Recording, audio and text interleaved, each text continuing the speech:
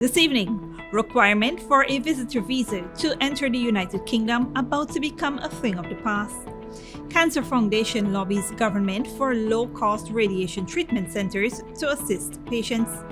Government developing a comprehensive strategy to address squatting areas throughout the country.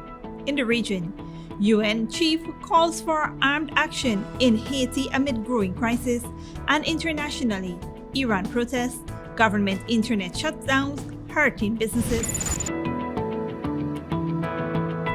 Welcome to another broadcast of Channel 2's Headline News Updates. I am Baby Bacchus. Thank you for joining us. Guyanese will not be required to apply for a visitor visa to travel to the United Kingdom for travels up to 6 months as of November 9, 2022. Visa requirements for work, study and settlement en route in the UK remains in place. This was announced by the British High Commissioner to Guyana, Jane Miller, at a press conference on the UK-Guyana investment opportunities earlier today. Today is a historic day for the UK-Guyana relations, and I'm delighted to inform you that as of the 9th of November, those with a valid Guyanese passport can visit the UK visa-free. The British High Commissioner said the visa lift is a real sign of the confidence that the UK has in the growth of the country's relationship. And together with a direct flight that will be happening at the end of March with British Airways, we believe this change is going to be transformative to our already strong relationship. However, the British High Commissioner noted that this visa-free travel only applies to persons with a valid Guyanese passport seeking to visit the country for up to 6 months. Those that want a long-term visa, so more than 180 days, so more than 60 days, or wanting to work or to study or to settle in the UK will still need to get a visa. So this is a visa lift for visit visas for up to 6 months, up to 180 days. Meanwhile, President Irfan Ali expressed gratitude on behalf of all Guyanese for the announcement, adding that it is an important step in expanding the relationship. Today's announcement will open up immense opportunity, not only for infrastructure and economic activities as a result of trade, but also now looking at Guyana as an important hub in servicing the region itself. This is what this type of decision allows. So, members of the media, as I said, we are very pleased to be associated with this decision, and we're very pleased that Guyana has really come its way in achieving this. This visa-free travel comes into effect on November 9, 2022. With the high cost of treatment for cancer patients in Guyana, the Guyana Cancer Foundation is also lobbying the government to support the establishment of a low-income radiation therapy center to subsidize costs for cancer patients who struggle to afford the vital treatment. Founder of the Guyana Cancer Foundation, Bibi Saeed Akhtar Hassan, said the heavy costs associated with radiation therapy has seen many persons suffering in silence. She said many patients bypass the treatment because they cannot afford it and eventually succumb to the disease. Radiation therapy in Guyana can be quite expensive for many patients with limited financial resources. Hassan said the organization is hoping to bring about a change in this regard, along with its list of activities for October, which is designated Breast Cancer Awareness Month. Hassan said the organization is also urging the government to fund the establishment of the Low-Income Radiation Therapy Center to assist the cancer patients who are unable to pay for the necessary care. Radiation therapy for cancer patients is currently being subsidized by the government through the Guyana Cancer Institute. However, even with the subsidy, the cost is still very high. Radiation therapy can start somewhere around $550,000 and go as high as $1.4 million for persons with cervical cancer. Hassan, in a recent interview with the Kaitra News, noted that over the past 2 years, the foundation has been lobbying the government and even some non-governmental organizations to implement better facilities to assist those affected by the disease.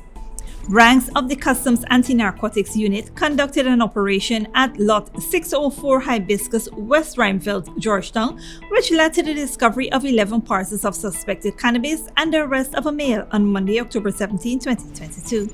59-year-old Brian Wharton was arrested and escorted to the Kanu headquarters with the suspected narcotics. The suspected drugs tested positive for cannabis with a total weight of 22.8 kilograms and an approximate street value of 21 million Ghana dollars.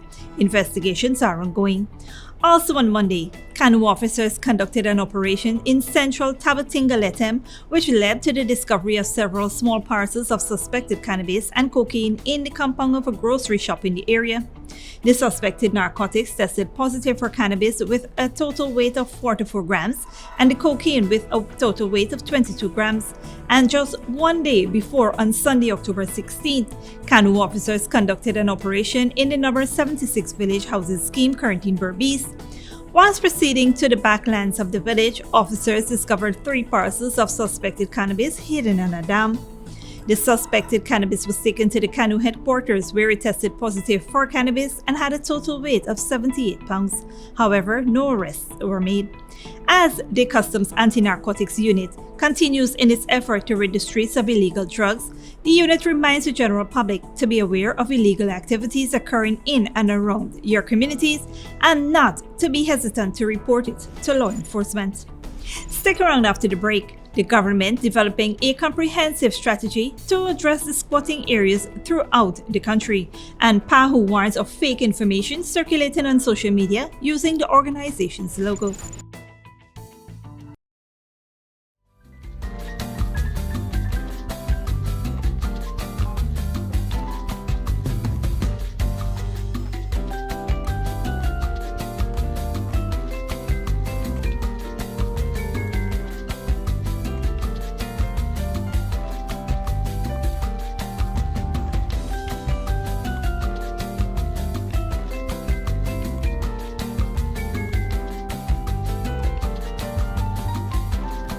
Cheryl, girl, you want me? Sorry, I'm interrupting y'all. Marla, I'm here taking the census. Girl, you done got a husband already, huh? Miss, I am a census taker, going door to door so that everyone can be interviewed and counted in the National Census 2022. What is the census though? Well, the Population and Housing Census is a count of the population and all the buildings every 10 years. Getting counted transforms an entire nation. From Region 1 to Region 10. You know what? I believe our village needs a health center. I think it needs some roads too. You see the man boots out there, how it full of mud, eh? That's why I'm asking Mrs. Da Silva a few questions from our questionnaire. We record the answers and then the data is used to help shape the future of the country. Oh, so the two y'all not... Oh gosh. We counted. Maison Francois is the chocolate paradise of Guyana. From the moment you enter our stores, you're welcomed by the sweet aroma of Belgian chocolate, pastries, and other artisanal treats handmade by our European-trained chef. However, Maison Francois is more than just chocolate. We serve lunch, dinner, afternoon tea, and even Sunday morning mimosa brunch. Our convenient location at 133 Thomas Street, Kitty, makes it the perfect place to take that special someone or to take home a little sweetness. Treat yourself with the taste of Paris in the heart of Georgetown. Only at Maison Francois. Good girl forget things. What's the problem, Granny? I want money for borrow for those surgery. I was dancing and I fall and fracture my hip. If you need some quick money, you should check Lender's Jewelry and Pawn Shop. Lender's Jewelry and Pawn Shop, lot 238 South Road Border, Georgetown. Get jewelry made to order in just 72 hours. We also accept vehicles. Lender's, best rates, longest payback period. Boys, I get through. Plus, I could dance again. Lender's Jewelry and Pawn Shop. Sooner or later you will have another power failure. Are you prepared for the next blackout? Some essential equipment such as security cameras, lights, internet, gate motors, and water pumps may stop working. How can you prevent the next blackout? InverterTech has an affordable solution for you. A strong UPS system which uses the latest inverter and solar battery technology to prevent blackout. We smartly calculate your average power demand so you don't spend more than you need to. Call 223-2233 for more information. When you need money and you gotta get it fast, Creative Jewelry and Pawn Shop is the place for that confidential transaction in a quiet and secure location. You'll get the highest value per pennyweight for your gold and also enjoy the lowest interest rates and longest payback period too. Yes, for that instant transaction to solve a pressing financial problem. That Creative Jewelry and Pawn Shop, 46 Boyle Place, that's between the Ministry of Housing on Brick Dam and White Castle Fish Shop. Be your first and only choice. Creative Jewelry and Pawn Shop, safe and sound, solid and secure, always there for you. Telephone 231-7878 and 223-8955. Welcome back.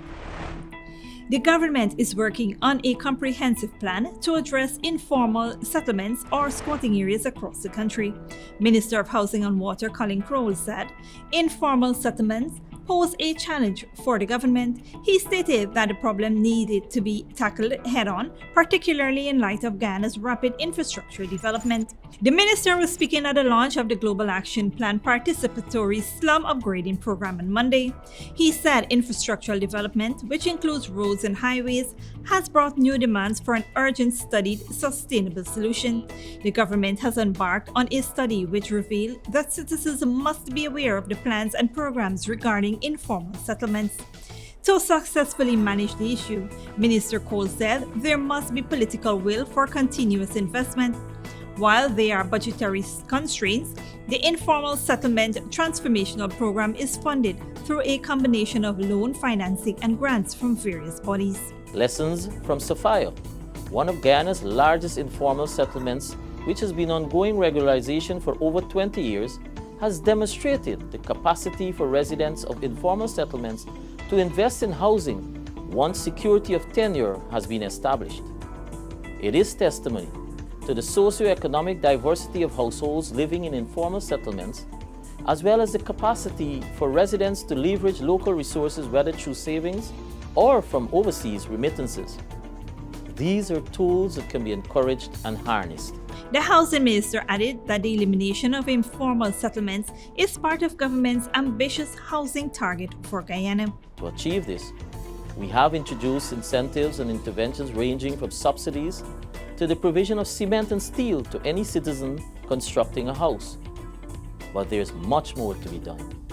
We must bring greater awareness of the issues involved in informal settlements, build stronger partnerships, develop longer-term solutions, and ensure that there is always political will to confront this challenge.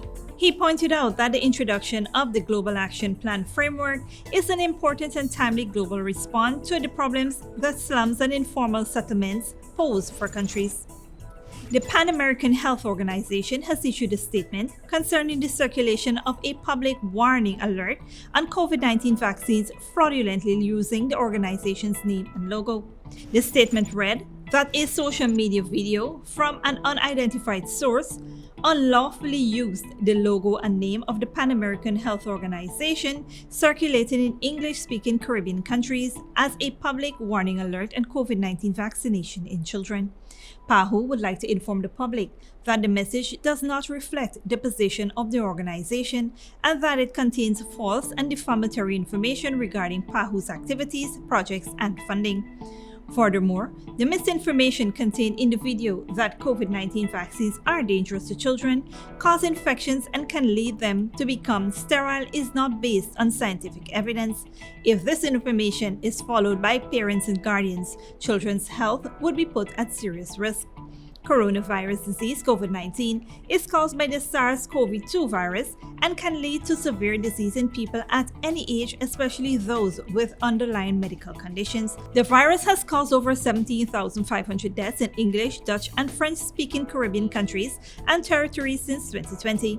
COVID-19 vaccines are safe and effective and provide strong protection against serious illnesses, hospitalization, and deaths from COVID-19, the statement read. PAHO condemns the unauthorized and fraudulent use of its name and logo to spread any misinformation. Don't go away after the break. UN chief calls for armed action in Haiti amid growing crisis, and Germany concerned as Ukraine refugee numbers surge. When you need money and you gotta get it fast, Creative Jewelry and Pawn Shop is the place for that confidential transaction in a quiet and secure location. You'll get the highest value per pennyweight for your gold and also enjoy the lowest interest rates and longest payback period too. Yes, for that instant transaction to solve a pressing financial problem. That Creative Jewelry and Pawn Shop, 46 Boyle Place, that's between the Ministry of Housing on Brickdam and White Castle Fish Shop, be your first and only choice. Creative Jewelry and Pawn Shop, safe and sound, solid and secure, always there for you. Telephone 231-7878 and 223-8955. Sooner or later you will have another power failure. Are you prepared for the next blackout? Some essential equipment such as security cameras, lights, internet, gate motors, and water pumps may stop working. How can you prevent the next blackout? InverterTech has an affordable solution for you. A strong UPS system which uses the latest inverter and solar battery technology to prevent blackout. We smartly calculate your average power demand so you don't spend more than you need to. Call 223-2233 for more information. Maison Francois is the chocolate paradise of Guyana. From the moment you enter our stores, you're welcomed by the sweet aroma of Belgian chocolate, pastries, and other artisanal treats handmade by our European-trained chef. However, Maison Francois is more than just chocolate. We serve lunch, dinner, afternoon tea, and even Sunday morning mimosa brunch. Our convenient location at 133 Thomas Street, Katy, makes it the perfect place to take that special someone or to take home a little sweetness. Treat yourself with the taste of Paris in the heart of Georgetown. Only at Maison Francois. Good girl forget things. What's the problem, Granny? I want money for borrow for those surgery. I was dancing and I fall and fracture my hip. If you need some quick money, you should check Lender's Jewelry and Pawn Shop. Lender's Jewelry and Pawn Shop, Lot 238 South Road Border, Georgetown. Get jewelry made to order in just 72 hours. We also accept vehicles. Lender's, best rates, longest payback period. Boys, I get through. Plus, I could dance again. Lender's Jewelry and Pawn Shop. Cheryl, girl, you won't believe.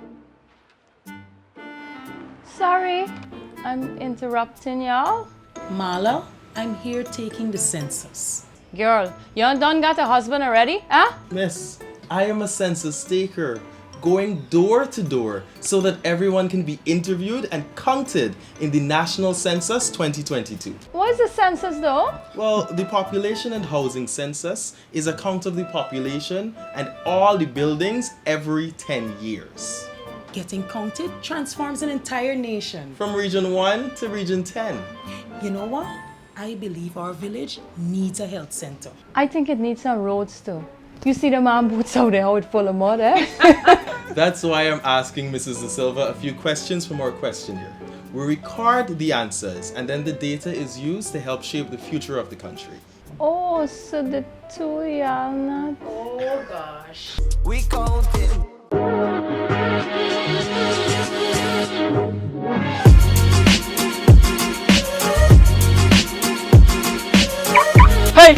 Hey, this is your fancy vehicle and that is your house? Yes, this is my vehicle and actually I'm waiting on my land. I'm actually renting this house for $50,000. $50,000? You head boy, you crazy, you mad, you head no good. Why you buy? Look, let me show you that light. Come with me. Come on down to Fabulous Homes today. Pay $50,000 every month for 36 months or until you reach 50% of your house costs. Move in after 75% of the cost has been paid. This is wonderful. Let's go. Sign me up. Alright, let me go and dash away your landlord.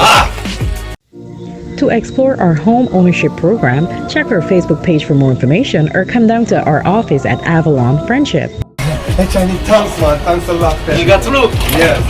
Call us at 227-1380 or 615-8740. Fabulous Homes International Realty, changing tenants into homeowners. At Fabulous Homes, we bring your dreams to life. Welcome back. Now let's take a look at what's happening in the region and around the world. The United Nations Secretary General Antonio Guterres says action is needed in Haiti to end the blockage of a key port by gangs and allow fuel and aid to reach the country. Thousands of people have protested in the capital of Haiti as the United Nations discussed measures to address the country's dire security crisis. Al Jazeera's James Bays reports. Protesters in the Haitian capital Port-au-Prince angry at the idea that foreign troops could once again be deployed to their country. We are making President Biden remember the promise he made when he knelt in front of the Haitian community in the United States. He asked them to vote for him so that the situation in Haiti would change. But they did not vote for him to have a president who was assassinated. Haiti has a troubled history, but the situation has rarely been as grave as this. It's a place crippled by violence and disease. Cholera is spreading. More than 20 people have died. Many more have contracted the disease. There is an economic, food and fuel crisis too. The UN says 19,000 people in the capital are living in famine conditions. There are shortages of fresh water. Some hospitals are preparing to close. And the main fuel depot is blockaded by armed gangs which roam the streets of the city. That's why the UN Secretary-General says the only solution is a strike force made up of international troops and police. In the present circumstances, we need an armed action to release the port and to allow for a humanitarian corridor to be established. The gang that's blockading the fuel depot is led by this man, Jimmy Shalzay, known by his nickname Barbecue, who Al Jazeera filmed earlier in the year. He and other gang leaders could soon be subject to Security Council sanctions. The US is drawing up 2 draft Security Council resolutions, one to authorize an international force, the other to target gang leaders like Shalzay. He is directly responsible for the devastating fuel shortage that is crippling the country. By passing this resolution, we would take concrete actions to hold him and so many other violent criminals to account.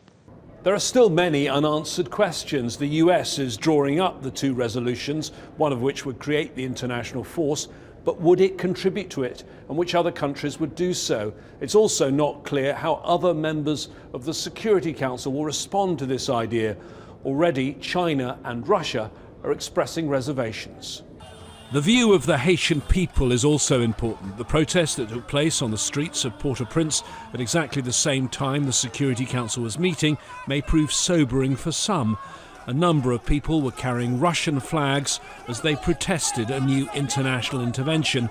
They even brought a coffin, a symbol, they said, of what will happen to foreign troops if they're deployed here. James Bays, Al Jazeera, at the United Nations. Internationally, for weeks, the Iranian government has been restricting the internet use in an effort to stop nationwide protests, but the connectivity disruption and ban on the social media platforms are affecting many Iranians who depend on social media advertising. Al Jazeera's Russell Sidar reports. The Grand Bazaar in Tehran is one of the most important social and business hubs in Iran. Built centuries ago, it serves as a lifeline for many Iranians. Throughout its turbulent history, it has seen several disruptions by war, civil unrest, and strikes. With the rise of e-commerce, the traditional Grand Bazaar also quickly adopted the new business style. But nowadays, shopkeepers here are struggling, as internet disruptions push online business to the brink of collapse. Mohammad Reza Nadav has 2 shops in the bazaar. 3 years ago, he moved half of his business online. We had a production line in our factory that was dedicated for e-commerce, but the crackdown on the internet stopped our business. Before that, we had 30 orders per day. Now, barely 1 or 2. Our revenue has dropped by almost 90%. If this continues, I'll have to go for a layoff, and some of my employees will lose their jobs. The Iranian government has been severely restricting internet access since the death of 22-year-old Mahsa Amini in police custody nearly a month ago, sparked widespread protest. According to some statistics, 11 million Iranians have online businesses of varying scales. About 9 million of them rely on Instagram. Iranians are now turning to virtual private networks or VPN to bypass the internet disruptions. The demand for VPN services has increased significantly since the protest began. But the use of VPNs in tightly restricted countries comes with its own challenges. It's not difficult for the governments to block the IP addresses of the VPN servers, as they can be found easily. And that's why in Iran, these open VPNs are only available for a short time before they are identified and blocked by the government. Iranian officials say the internet restriction is necessary because foreign governments are encouraging the protests and the country is facing an online war provoked by its enemies outside. But inside, it seems like a punishment.